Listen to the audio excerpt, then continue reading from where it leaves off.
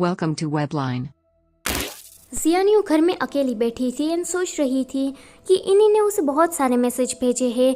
मैंने उसे कितनी बार कहा कि वो लोग इस नेथर वर्ल्ड में ना आए, पर वो लोग मेरी सुनते ही नहीं है।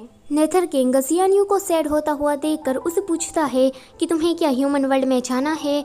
जियानियो सोचती है कि कहीं से लेटर के बारे में कुछ पता तो नहीं चल गया ना। नेथर किंग कहता है कि तुम्हें जाना है कि नहीं, तो वो कहती है कि हाँ। नेथर किंग उसे टेलीपोर्ट करके किसी जगह पर लाता है।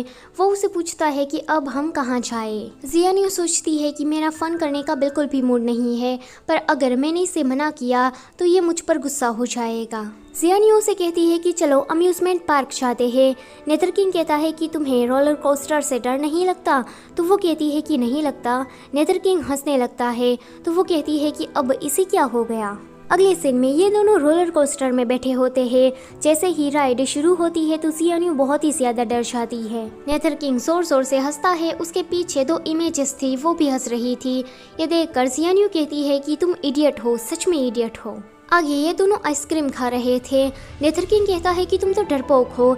जियानियो कहती है कि जब भी मैं रोलर कोस्टर में बैठती हूँ तो मुझे ऐसा ही लगता है मानो जैसे मैं अभी नीचे गिर जाऊंगी। वहाँ उस रोलर कोस्टर में देखो, लगता है कि कोई औरत नीचे गिरने वाली है। नेथर किंग कहता है कि तुम कुछ ज्यादा ही सोच रही हो, पर सच में वहाँ कोई औरत नीचे गिर रही थी। तो नेथर किंग वहाँ जाता है उस औरत को बचाने के लिए। जियानियो कहती है कि ये युवान कहाँ पर चला गया, पर वहाँ अचानक से ही इनिन टपक जाती है। इनिन जियानियो का हाथ पकड़कर ले जाती है। जियान वहाँ पर कार लेकर आया था। ये लोग कार में बैठकर कहीं दूर जा रहे थे। इनिन उसे कहती है कि तुम 1 महीने से नेथर वर्ल्ड में थी। जियानियो पूछती है कि चिंग्युन कहाँ पर है, तो इनिन कहती है कि पूछो ही मत। आगे ये सभी लोग चिंग्युन के घर पर पहुँच जाते हैं। जियान कहता है कि ये चिंग्युन अभी तक लौटा क्यों नहीं है, मैं उसे देखने के लिए जा रहा हूँ। इनिन कहती है कि सीनियर अभी नेथर किंग से लड़ रहे हैं, पता नहीं वो जिंदा लौटेंगे कि नहीं। तभी ही वहाँ पर चिंग्युन जख्मी हालत में आता है। इनिन कहती है कि सीनियर आप आ गए, मुझे तो लगा था कि आज आप मर ही जाएंगे। चिंग्युन कहता है कि मेरा ताओइस्ट टेक्निक इतनी बुरी भी तो नहीं है। जियानियो कहती है कि थैंक यू मेरी मदद करने के लिए। मुझे तो लगा था कि मैं उस नेथर वर्ल्ड से कभी नहीं निकल पाऊंगी, पर तुम लोगों के कारण मैं ठीक हूँ। चिंग्युन कहता है कि अब तुम चिंता मत करना, तुम यहाँ पर हमेशा के लिए रह सकती हो और तुम्हें थैंक यू कहने की जरूरत नहीं है। मैं माउंट माओ का शिष्य हूँ, तो ये मेरा काम है लोगों की मदद करना। जियानियो कहती है कि क्या तुम्हें उसने कहीं चोट पहुँचाई। चिंग्युन कहता है कि मैं ठीक हूँ, वैसे अब वो तुम्हें देखने नहीं आएगा, पर वो जो शादी का मामला था वो तो अभी तक नहीं सुलझा है। जियानियो कहती है कि वो इतनी जल्दी मान कैसे गया, तुम लोगों ने क्या बात की।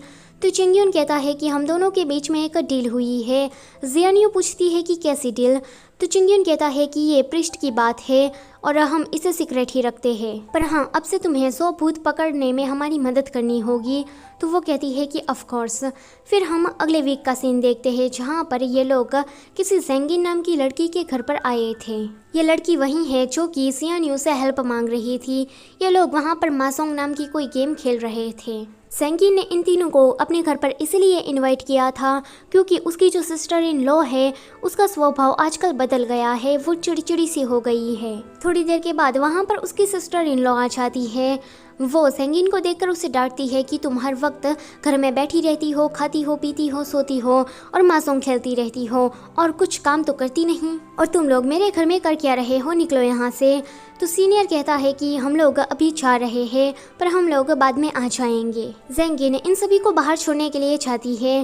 वो कहती है सीनियर से कि 2 वीक पहले तो ये अच्छी थी, पर अचानक से ही इसका स्वभाव बदल गया। इनिन और चिंग्युन दोनों ही एक दूसरे की ओर देखते हैं।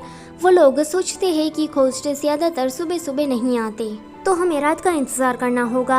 आगे ये सभी लोग ट्रांसपोर्टेशन ऑफिस में जाते हैं। यहाँ पर सेंगिन का पति वांगतियान काम करता है।